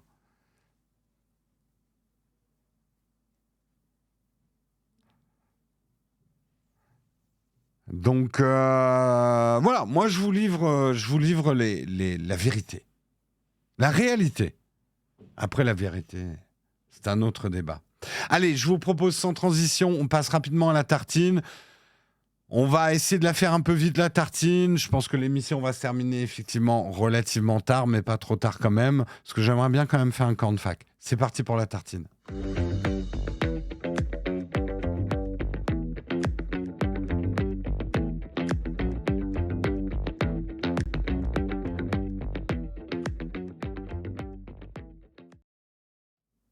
La tartine, ce matin, on va parler des emails. Email, c'est quand même une technologie super ancienne d'Internet, et pourtant on les utilise beaucoup. Depuis l'extension du télétravail, les emails occupent une part croissante de nos échanges. C'est un mode de communication qui peut s'avérer nuisible à la qualité des relations professionnelles. Quelles sont les bonnes pratiques et les plus détestées ? Selon une enquête de Live Career menée en ligne, près de la moitié des interrogés considèrent les mails comme leur moyen de communication favori. En effet, seuls 7% des sondés lui préfèrent encore la communication en personne, donc de visu. Un mode d'échange chronophage, puisque 40% des travailleurs passent en moyenne 2 à 3 heures par jour à consulter et à répondre à leur email. Plus surprenant, 84% d'entre eux déclarent consulter leur boîte email en dehors des horaires de travail, plusieurs fois par jour pour 49%. Selon les données de Life Career, en travaillant environ 260 jours par an, 4 employés sur 10 passent environ entre 3 semaines et 1 mois par an à traiter leurs mails. Donc c'est un poste de travail énorme. Si politesse et cordialité sont généralement plébiscités, 80% des sondés apprécient être appelés par leur prénom via email, par exemple. De nombreuses formules de politesse semblent particulièrement urticantes. Elles énervent. Parmi les plus les plus urticantes, les plus énervantes, vient en tête « Je ne sais pas si tu as vu mon dernier mail ». Et ça, on a tous reçu un mail comme ça. où tu sais très bien que la personne n'est pas en train de gentiment demander si t'as pas reçu son dernier mail. C'est plutôt « What the fuck, pourquoi t'as pas répondu à mon dernier mail ?» On est dans le passif-agressif. Hein. Je ne sais pas si tu as vu mon dernier mail. Genre, connard, lis tes mails. Ou alors, il y a des variantes. Hein. Désolé de me répéter, mais il n'est pas du tout désolé de se répéter. Hein. Pour reprendre ce que j'ai dit dans mon dernier mail, alors là, c'est le double passif, double agressif.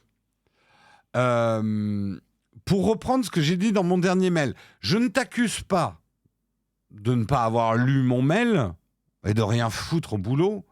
Je fais comme si de rien n'était, je poursuis ma conversation avec toi que nous avions entamée dans nos derniers mails, et c'est probablement un petit oubli de ta part.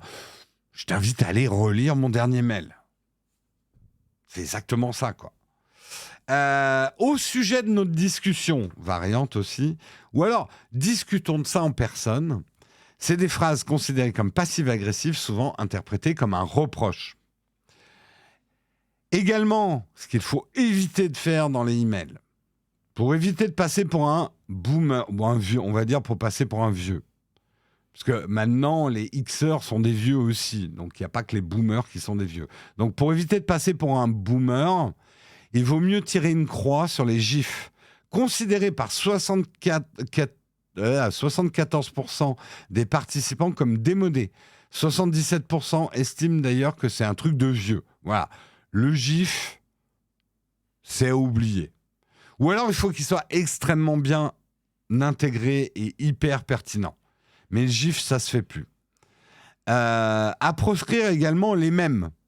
Même gif, même combat, j'ai envie de dire. Pour plus de 8 sondés sur 10, il manquerait de professionnalisme. Dans le cadre du boulot. Après, si vous voulez faire le tonton bourré, envoyer des gifs racistes à toute la famille après Noël, c'est du vécu, vous avez le droit. Bon, après, vous serez juste catalogué tonton bourré. Mais c'est dans le milieu du travail, quoi. Des gifs dans le milieu du travail. Mais même, j'ai envie de dire, sur le Discord et tout, Guillaume est un vieux. Il n'arrête pas de mettre des gifs. Il faut lui dire. Arrête, c'est un truc de vieux. Fais comme Jérôme, il met jamais de gifs sur le Discord. Parce que je sais pas faire. Non, je sais faire. Ah, dans la tête, Guillaume, il est beaucoup plus vieux que moi.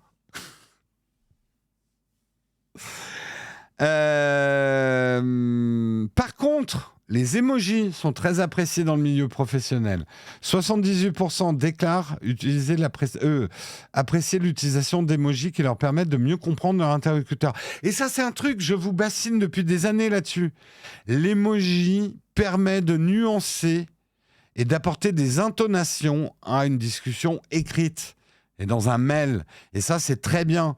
Ça évite un simple clin d'œil à la fin d'une phrase vous permet de faire un jeu de mots, un sens caché dans une phrase, de l'ironie, sans qu'elle soit prise au premier degré. Donc les emojis, c'est bien. Les emojis caca, c'est Canada. Oh, l'emoji caca, moi je l'utilise souvent. Hein. Généralement pour dire qu'un truc, c'est caca.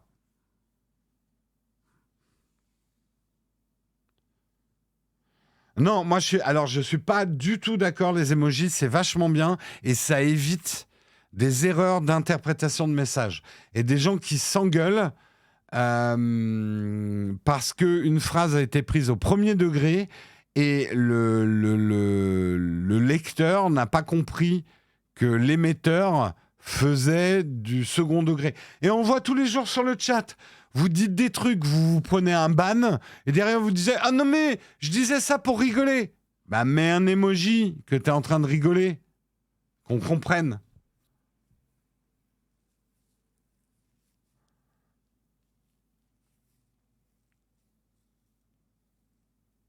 Moi, je sais que l'emoji, c'est... Alors, bien évidemment, pas si j'envoie un mail un peu formel... Je ne vais pas mettre d'emoji, mais dans beaucoup de mes communications, il y a plein d'emojis, hein, moi. Dis pas ça, ils vont croire que c'est une wildcard. Oui, l'emoji ne vous protège pas de leak. Hein. Il n'y a aucune protection contre leak. C'est comme les drones. Oleg, il est en circuit fermé. Rien ne l'arrête.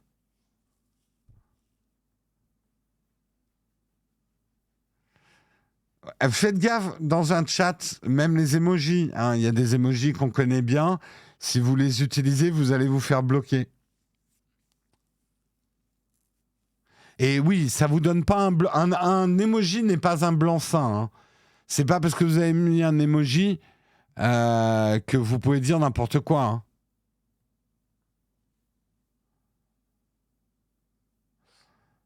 Ça me fera toujours penser au mec qui, dans les commentaires, il y a longtemps, hein, mais qui m'avait traité. Ça commence par en et ça termine par les. Ce à quoi j'avais mal réagi, parce qu'à l'époque, je réagissais encore mal aux commentaires négatifs. J'avais pas encore la corne que j'ai maintenant, la corne mentale. En tout cas, la carapace. Voilà, c'est mieux que corne. Je n'avais pas la carapace, donc je lui ai répondu. Il me dit, ah non, mais il fallait pas mal le prendre.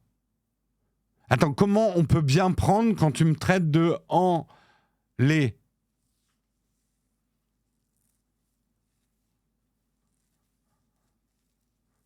Voilà.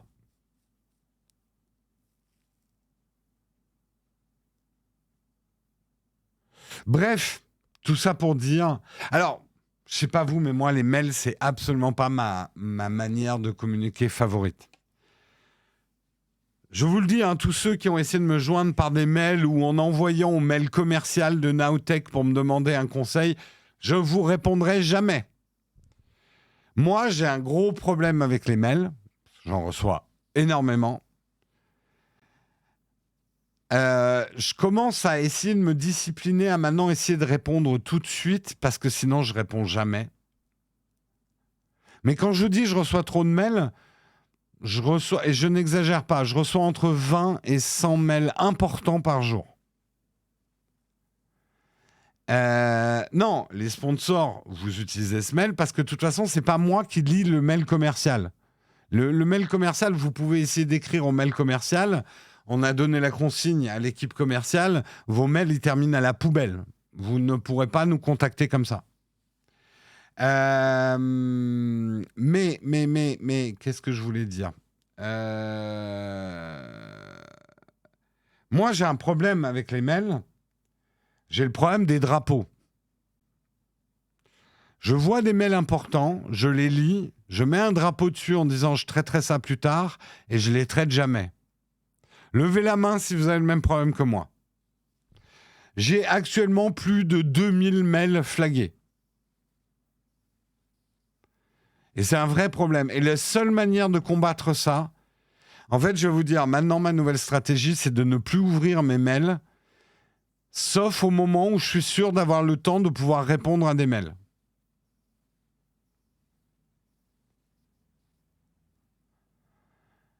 Parce que le problème, c'est que sinon, vous mettez des flags ou des signes sur les mails en disant je vais le faire plus tard et vous ne le traitez pas plus tard. Donc, moi, je vous donne ma stratégie aujourd'hui. C'est de ne me forcer. La boîte mail, c'est le truc que je n'ouvre. Vous voyez, je l'ai très peu ouverte pendant les vacances, justement. Parce que maintenant, je m'assure d'avoir au moins une demi-heure devant moi avant d'ouvrir ma boîte mail. Et de perdre le réflexe de... Et d'ailleurs, je pense que la prochaine étape, c'est que je vais enlever les pastilles rouges. Parce que les pastilles rouges me titillent et j'ai envie d'aller voir les mails. Déjà, j'ai enlevé les notifs. Donc, je n'ai plus du tout de notifs. Sauf pour 5 personnes. Quand il y a 5 personnes, quand elles m'envoient des mails, j'ai une notif. Mes VIP. C'est surtout la famille. Mais sinon, voilà, les mails, c'est un vrai boulot et maintenant, il faut que je les programme comme un vrai boulot, quoi.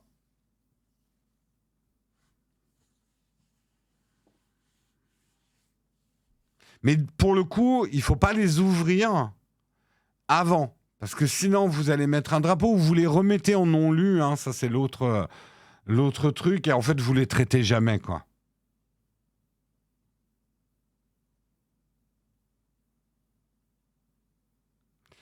Moi, le problème, c'est que, alors, quand je vous dis je reçois entre 20 et 100 mails importants, c'est que je reçois pas loin de 200 à 300 mails par jour. Parce qu'il y a aussi, en fait, il y a des trucs, il faudrait que je les enlève, mais c'est parfois là aussi où on va trouver un sponsor à contacter. Enfin, je suis sur ce qu'on appelle des mailing lists de presse, où on a des informations. On va dire 90% n'est pas intéressant, mais on y trouve aussi des sujets dedans. Donc, c'est un peu l'enfer, ouais.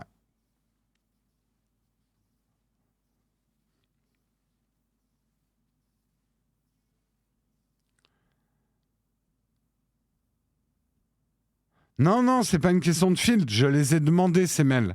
C'est juste mon travail qui fait que je dois rester informé.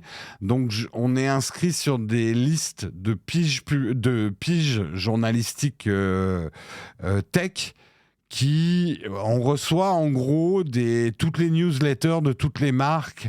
Et c'est important quand même parce que ça nous permet de nous tenir au courant, quoi.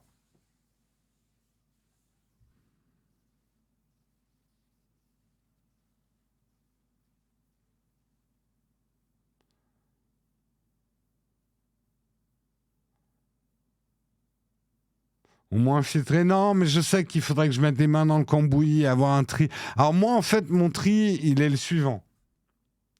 Je reçois tout sur mon ordinateur, mais j'ouvre pas mes boîtes aux lettres sur mon ordinateur ou rarement. Sur mon smartphone, j'ai diminué. J'ai que 2 mails où je reçois des choses, et le mail où je reçois tous ces communiqués de presse n'est pas sur mon iPhone. Sur le plus drastique, c'est mon Apple Watch. Je ne reçois plus aucune notification de mail, même les VIP, sauf Marion, sur mon Apple Watch. Donc en fait, j'ai créé des goulots pour être de moins en moins dérangé.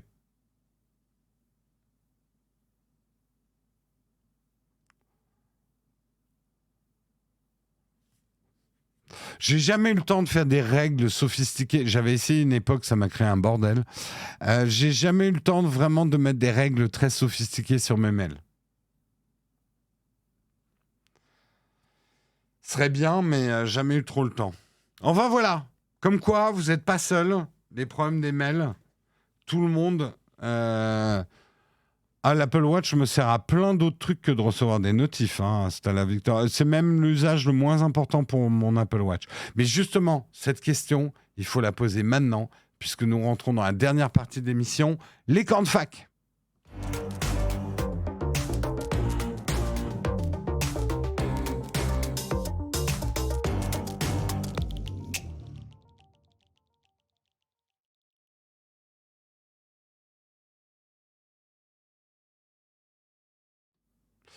L'Apple Watch, ce que tu as trouvé de plus efficace pour éliminer les mails sans intérêt tout de suite.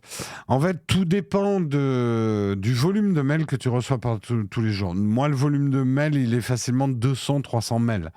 Donc, t'imagines si j'avais des notifs à chaque mail qui rentre et que je devais les traiter sur l'Apple Watch, en fait, je passerais mon temps comme ça, quoi. Ça irait pas.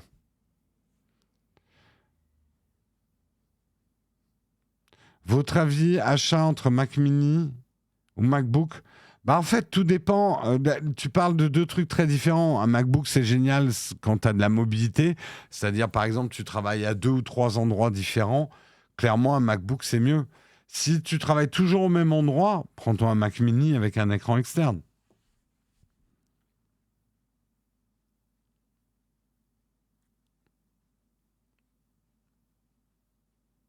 Non, c'est pas un spam. Sur Newt, on a plein de filtres anti-spam, tu te doutes bien. C'est juste qu'on a besoin de recevoir ces infos et de les traiter quand même. Mais ça, on reçoit beaucoup d'infos. On fait pas le même métier. Nous, notre métier, c'est quand même de se tenir au courant de ce qui se passe, d'être à l'affût des events, des rapports, des RP. Donc, on reçoit énormément de newsletters, de choses comme ça, quoi. Oui, mais après, peut-être dans ton métier, toi, tu as des postes que moi, j'ai pas. C'est juste ça fait partie de notre métier, quoi. Mais oui, il faut qu'on ait des stratégies de traitement quand on reçoit ce volume-là. Tu es passé d'un PC genre gaming à un MacBook Pro M1, ça t'a changé la vie. Bah du coup, et tu joues quand même sur ton Mac? T'as vu le best-of du Battle 4 hier? Ils ont vraiment gardé votre meilleur moment dedans. Ah, je l'ai pas vu. Oui, Guillaume m'a dit, ils ont pris le moment où on tape la coque sur la table.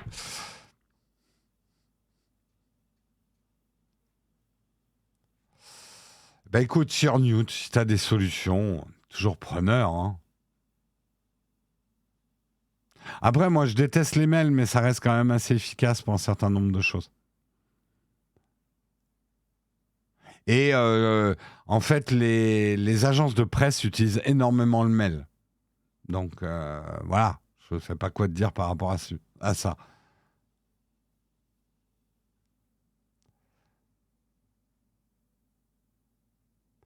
Quand t'es passé de ton Asus à ton Mac Pro Intel, ça a changé ta vie aussi perso, ouais. Question, j'ai acheté un Apple Pencil 2 au mois de janvier et je remarque que la pointe est déjà usée. Est-ce normal? Je dessine, mais... Alors, les pointes sont relativement fragiles. 6 mois, ça me paraît réaliste si tu l'utilises quand même assez souvent. C'est pour ça que j'espère que tu n'as pas jeté la boîte de ton pencil. Tu as une deuxième pointe dedans. Et après, des pointes ne valent pas si cher que ça, même chez Apple, hein. Et moi, j'ai toujours un petit stock de pointes. Alors, est-ce que tu as mis aussi un filtre type Paperlike? Parce que ça, c'est des tueurs de pointes, hein. Est-ce que tu penses que dans l'année qui vient, on aura des infos IA chez Apple? Je pense pas. Apple, on parlera de l'IA peut-être dans 2 3 ans. Non, les goals du Battle 4, bah, j'étais en vacances là, les gens. Donc, je peux pas. Je n'ai pas, hélas, le don d'ubiquité de pouvoir tout faire tous aux mêmes endroits en même temps. On va s'y mettre. On n'a pas encore fait la réunion avec les goals qu'on n'a pas fait du Battle 4. On les fera avant le prochain Battle 4. Voilà, on s'engage à ça.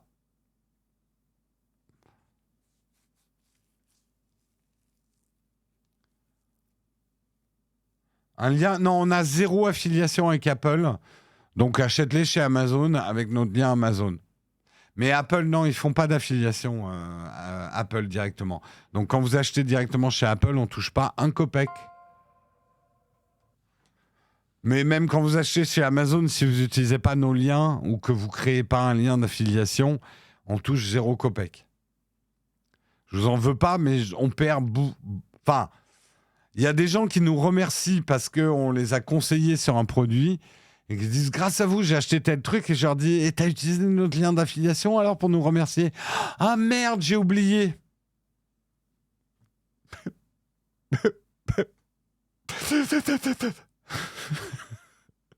Voilà. Chaque fois que vous oubliez un lien d'affiliation, c'est ce qui se passe dans mon cœur.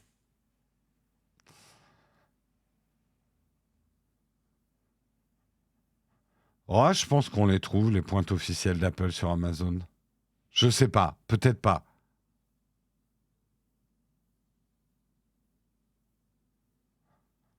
Donc pensez-y, la prochaine fois que vous oubliez, hein, à ce que ça me fait.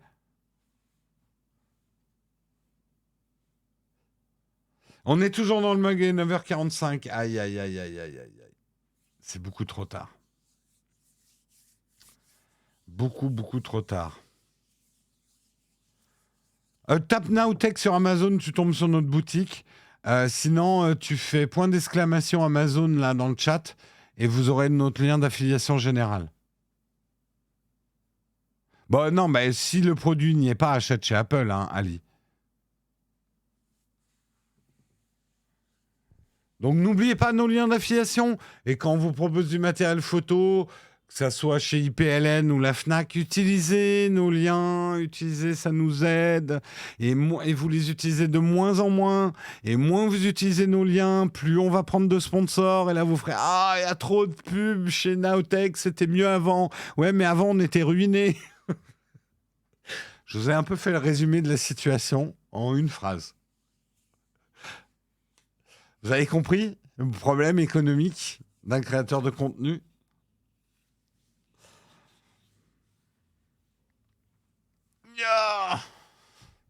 Bon, sur ce, là, il est vraiment temps que je vous laisse.